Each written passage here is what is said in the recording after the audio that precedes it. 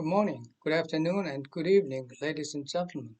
We are now together today to have a non-face-to-face meeting at different times and different places that we have never experienced before. But we have to find a new way of collaboration in such a pandemic situation. Well, before getting into today's lecture, let me introduce myself shortly. I'm currently serving the Donguk University, and I'm so glad to present some brand new research results, which is particularly focused on the ongoing pandemic called COVID-19. Here you can see the contents that I'm going to discuss today, but I will provide you rather detailed introduction on COVID-19 since it is a global issue currently. And finally, I will highlight the research results on exfoliated anionic clay hybrid oral drug system for COVID-19 with a concluding remark. As of today, more than 200 million of people all around the world are suffering from the pandemic of COVID-19, of which 4.5 million people have been dying. The number seems to be increasing every day, so that many scientists in the world are making great efforts to find out novel drugs and new drug formulation to overcome COVID-19. And now let's look at the SARS-CoV-2 virus. It looks like a spiky ball with a characteristic proteins such as the spike protein S1, S2, and which are essential for their host entry. It has an envelope protein, N protein, along with a membrane protein as well. And you probably know very well the high contagious behavior of COVID-19 is associated with the mutation of its spike proteins. The following are the various variants of concern, such as alpha, beta, gamma, delta, and mu, etc., in which the delta variant hits all over the world lately. And now it becomes very clear that just vaccination alone cannot restrict or limit the spread of the present pandemic. Of course, vaccination would help to prevent the viral spread. However, the effect of immunity from vaccination and its longevity is still questionable. Therefore, new antiviral medication, along with the vaccination, would be highly effective as of now. As you know very well, the drug development is not an easy game because it takes a long time to do for R&D. And finally, one must find some potential ones after clearing all the barriers for successful clinical trials. But during the present pandemic situation, we know that we have only limited time to come up with an entirely different or new effective drug. In this situation, a repurposing strategy is quite ideal since we can use the already existing FDA-approved drugs for totally new therapy. So simply, repurposing drug is just purposing again for a totally different application with already well-known drug originally for other application. To make it simple, drug repurposing would be first cost-effective, second time-saving, third, sometimes no need of phase 1 clinical trials. Wow. As I mentioned just before, we have already well-known FDA-approved drugs which have been originally used for another purpose, as you can see here in this figure. And now they have been studied for COVID-19. Out of various drugs, niclosamide seemed to be highly effective against coronavirus with such a low concentration of 0.28 micromole.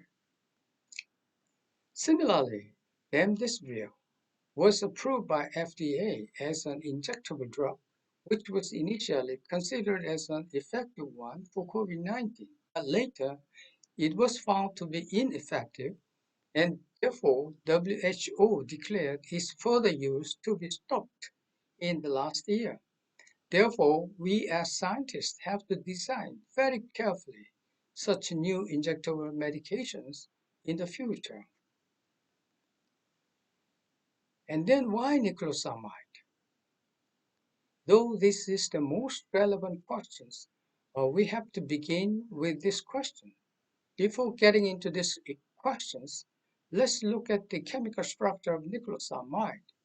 Its IUPAC name is 5-chloro and 2-chloro-4-nitrophenate 2-hydroxybenzamide. It was originally used for parasite attached in human, and the FDA approved its safety and use in humans since 1982.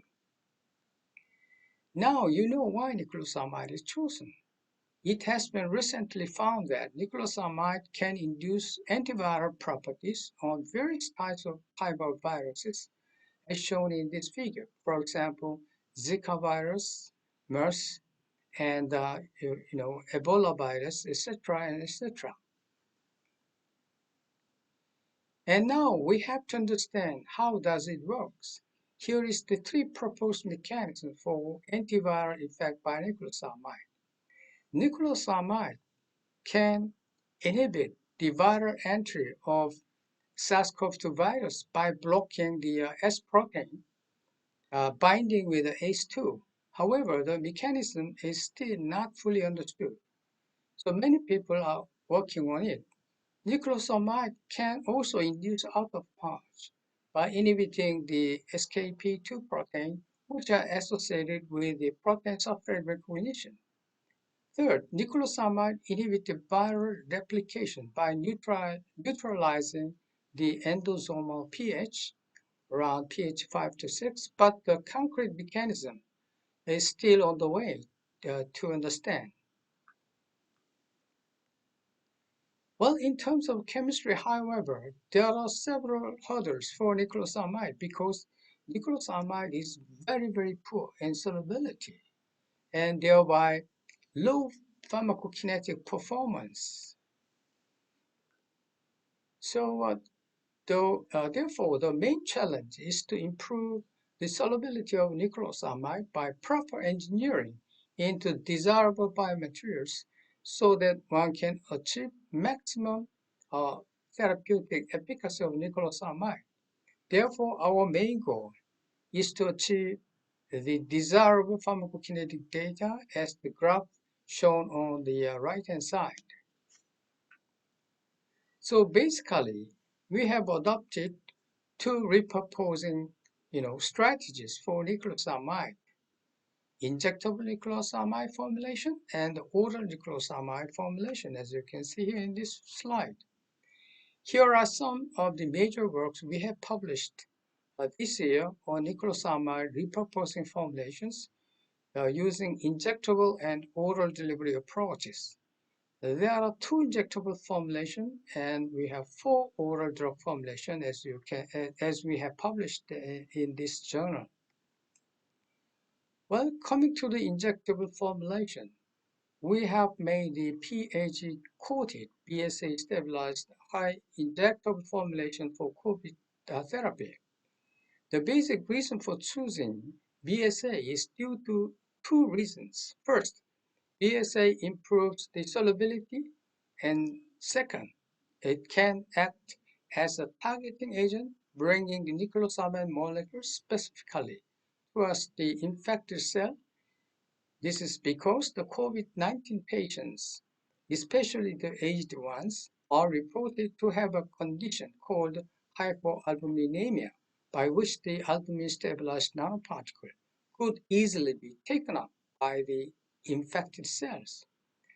On the other hand, PEG is best known for prolonging the blood circulation by inhibiting the opsonine proteins in the bloodstream, thereby improving the overall PK profiles of niclosamide. And now, let me explain you how to prepare such a tertiary hybrid drug delivery system. The synthesis step comprised of an addition of a specific amount of dissolved niclosamide in isopropyl alcohol into albumin containing distilled water, by which the molecular assembly of niclosamide BSA can occur. And then polyethylene glycol was further coated on the BSA niclosamide nanoassemblies. According to the NMR study, one can see clearly that aromatic, protons in the niclosamide was, downfield shifted. On the other hand, PEG molecules on the surface seems to have an upfield shifting, you know, uh, to the 5.7 ppm from its original position. The rationally designed PEG-BSA niclosamide nanoparticles on the left-hand side, as you can see, were thus able to improve the niclosamide plasma concentration up to 6 hours, as you can see here, by the IV injection in the rat model, which was comparatively higher than the control niclosamide, as you can see here, uh, which was eliminated within a short period of time, even less than 2 hours, as you can see here. Here is the simple demonstration where you can actually see how effectively and readily soluble are the S-made hybrid particles made of BSA, polyethylene glycol, and niclosamide. It clearly shows how stable are the colloidal suspension of IV injection. In addition, we found that these hybrid colloidal nanoparticles are highly stable on the ambient and refrigerator conditions up to 3 weeks. Similarly, we have made an effort to make another niclosamide formulation by initially encapsulating niclosamide in a zein protein, thereafter coating with a BSA. The specific reason for choosing BSA as the coating agent was due to the following reason. First, it can improve the stability and the solubility, as I mentioned before. And the second, it can selectively target the hypoalbuminemia condition in the COVID-19 patients. And the zein was chosen as the drug carrier due to its high biocompatibility and the slow degradable characteristics. To make the injectable BSA niclosamide nanoparticles, initially niclosamide was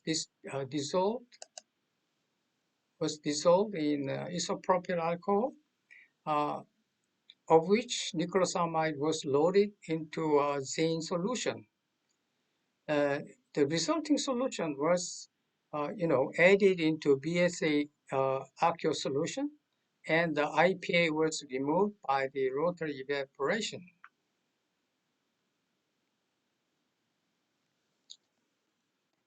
Uh, as evidenced by the DLS and zeta measurements, the S-made hybrid nanoparticles were highly stable and showed good colloidal stability, and the particle size were optimum below around 200 nanometer, which is very ideal for injectable formulation. So far, I have discussed some of our injectable niclosamide formulation, but here onwards, I will be briefly discussing some of the major oral drug formulations we have developed during the last years. It has been reported that COVID-19 typically affects the lung through the ACE2 receptor mediated endocytosis. Apart from the lung, there are several other major organs such as heart, pancreas, intestine, kidney, liver, even to brain, which have been affected by the COVID-19.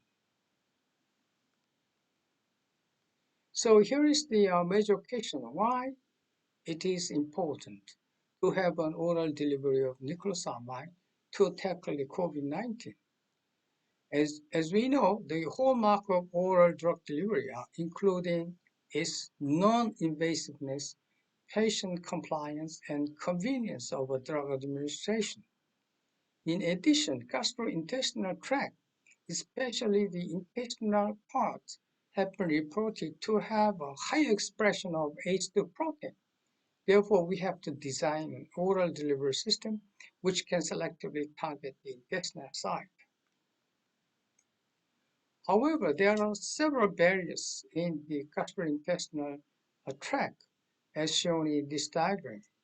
The harsh acidic, pH in the stomach can impair or inhibit the drug absorption, thereby limiting its efficacy before it reaches the targeted site. And similarly, the rigid mucous membrane is difficult to pass through, therefore drug efficacy will be restricted. Finally, the GIT enzyme can decompose the drug if it is not well protected by the carrier molecules. Therefore, one has to carefully look into the GIT barriers in order to rationally design a perfect oral pill for COVID-19. Well, is it possible to protect the drug and safely deliver at the intestinal site? The answer is yes. First, drugs should be protected in suitable biomaterial like a clay-based one. And further surface modification via anti-coating or functionalization with the surfactants such as Tween or HPMC would be useful to overcome the GIT barriers, as I mentioned before. Third, eventually, such modified nanoparticles could release the drug molecules in a sustained manner in the blood to achieve better therapeutic efficacy. Here we explored clay-based biomaterial for making a rational designed oral pills. Clay was selected because the clay is highly biocompatible and biodegradable and easy to be modified with hydrophobic drugs with a molecule and with the molecular engineering and lattice engineering techniques such as exfoliation and reassembling, calcination and reconstruction, etc., etc. For example, as you can see in this figure, one can realize totally new hybrid materials based on 2D lattice engineering strategy. If you could somehow immobilize various B or C or D bioactive components or functional supramolecules into 2D clay lattice to form AB-AB or AC-AC or AD-AD hybrid with a one-to-one heterostructures. In chemistry, there are several reaction rounds to inorganic hybrid materials. However, for making the niclosamide hybrid with anionic clay, like a layered double hydroxide, we have adopted techniques such as exfoliation and reassembling, and calcination and reconstruction, by which one can induce enhanced surface properties. For example, the porosity or the high specific surface area, which will be highly beneficial for better drug absorption and encapsulation or intercalation process. The basic clay-based biomaterial we explored is the lead double hydroxide nanoparticles, as I mentioned before, which have been converted into exfoliated one or calcined to make a dehydrated lead double hydroxide. LDH belong to a clay of anionic clay, class of anionic clay. The general formula of LDH is like this, as you can see here in this slide. In addition, there are several anti-coating agents and surfactants, such as Eudragit S100, Tween and the HPMC. Such additives are able to protect the drug release under a gastric pH condition to improve the solubility of niclosamide clay hybrids and to induce better mucoadhesive properties, which are critical to improve the intestinal targeting of oral hybrid drugs. Today, I'd like to focus on the exfoliated LDH-based niclosamide oral formulation, as you can see here. First, the oral formulation we developed was based on an exfoliated LDH nanoparticles, as shown in the figure. Here, the pristine LDH nanoparticles were exfoliated in the formamide solution to induce a better surface property, as I mentioned before, so that niclosamide drug molecules can easily adsorb on its surface through hydrogen bonding interaction. The overall research strategy is shown in the right-hand side, where you initially made a composite of niclosamide and exfoliated LDH, which were then coated with the Eudragit S100. Eudragit S100 is a well-known enteric coating agent since it can protect the drug from the sudden degradation at harsh acidic pH. And finally, the composite were further coated with the Tween 60, which is a surfactant. As shown in the right-hand side, the Tween 60 coating was done not only to enhance the stability, but also to improve the solubility and the mucoadhesive property as well. Let's look at the flow chart, how the final product of Tween 60 ES100 coated niclosamide exfoliated LDH nanoassembly was prepared. Well, first niclosamide was dissolved in ethanol, and the dissolved niclosamide was added into the suspension of exfoliated lead double hydroxide to form a niclosamide exfoliated LDH nanoassembly. And then Eudragit was further coated on the niclosamide LDH nanoassembly and then centrifugated, to separate the particles from the solution and then freeze dried. And then this particle was further coated with a Tween 60. And then the reaction solvent was evaporated by the rotary evaporator. The estimated niclosamide exfoliated LDH nanoassembly and ES100 coated nanoparticle were confirmed by NMR for its hydrogen bonding. The major information from NMR study was summarized as follows. First, niclosamide.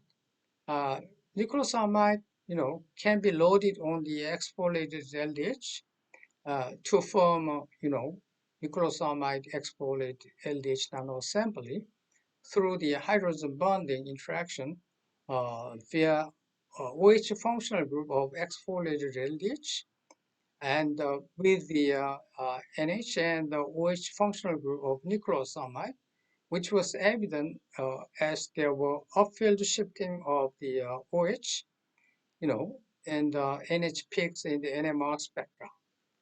After coating with ES100, there was, however, only NH shifting of niclosamide was observed, as you can see in this figure.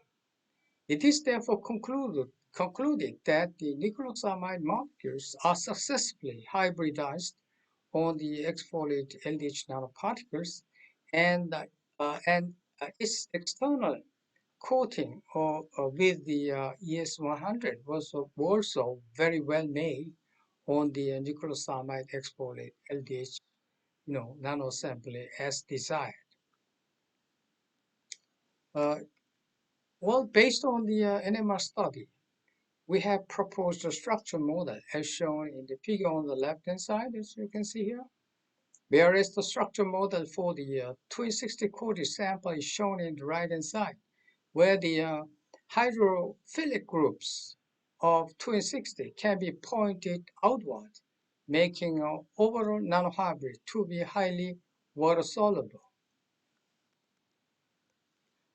The DLS study showed that only the Tween 60 coated sample exhibited a very desirable particle size with 200 nanometer compared to the control sample, where the zeta potential was found to be negative for the Tween 60 coated, ES100 niclosamide exfoliated LDH nanoparticle. This is surely due to the surface coating of Tween 60, which will improve the overall PK performance. In addition, DLS zeta measurement in gastrointestinal solution were measured, confirming whether the particles could be stable or not. In addition, the colloidal stability was retained as observed by the Tyndall effect, and the field emission SEM analysis revealed that the 260 coated sample had a uniform particle size distribution of 200 nanometer.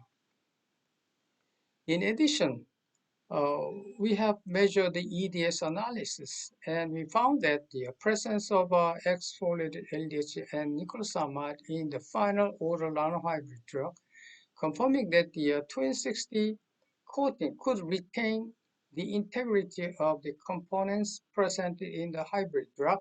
And as you can see here, magnesium and aluminum from the exfoliated LDH and nitrogen and Cl from the niclosamide.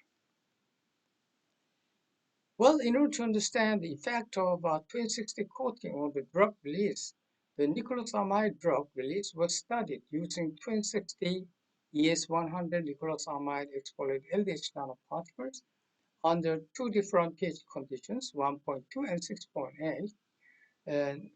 And at pH 6.8, as you can see here in this figure, 100% of drug was released out within only 1 hour, indicating that drug on the pH 6 was released much faster and more completely than that on the pH 1.2. Compared to the uncoated sample, the coated one with the 260 increased both the extent and the rate of release of both pH values, indicating that the coating should be beneficial for enhanced niclosamide release, especially in the intestinal site. Finally, the pharmacokinetic study was done using rats with the 5 hats. Both commercially available niclosamide formulation called the Yumesan and the 260 coated our nanohybrid were studied whether they could remain a plasma concentration around the required IC50 value of 100 nanogram per ml. As you can see clearly that present clay hybrid drugs showed better PK performance in terms of better Cmax and AUC value, as you can see here in this slide. The both commercially available niclosamide formulation called Yumesan and our Tween 60 coated, nano hybrid particles are compared, and it was clear that PK parameters such as the Cmax and the AUC was significantly higher than the control niclosamide sample. In addition, compared to some previous reports, our nanohybrid drug showed better Cmax of 153,000 nanogram per ml, which is the highest among previously reported oral niclosamide drug formulation, such as, for example, beta-cyclodextrin or lipid nanoparticles, etc., etc. Well, I'd like to make a short conclusion. The present oral formulation based on 260 is 100 coated niclosamide exfoliated nanoassembly was developed successfully for niclosamide delivery against COVID-19 and was further characterized using NMR, FTIR, field emission SEM, and EDS to check its physicochemical properties.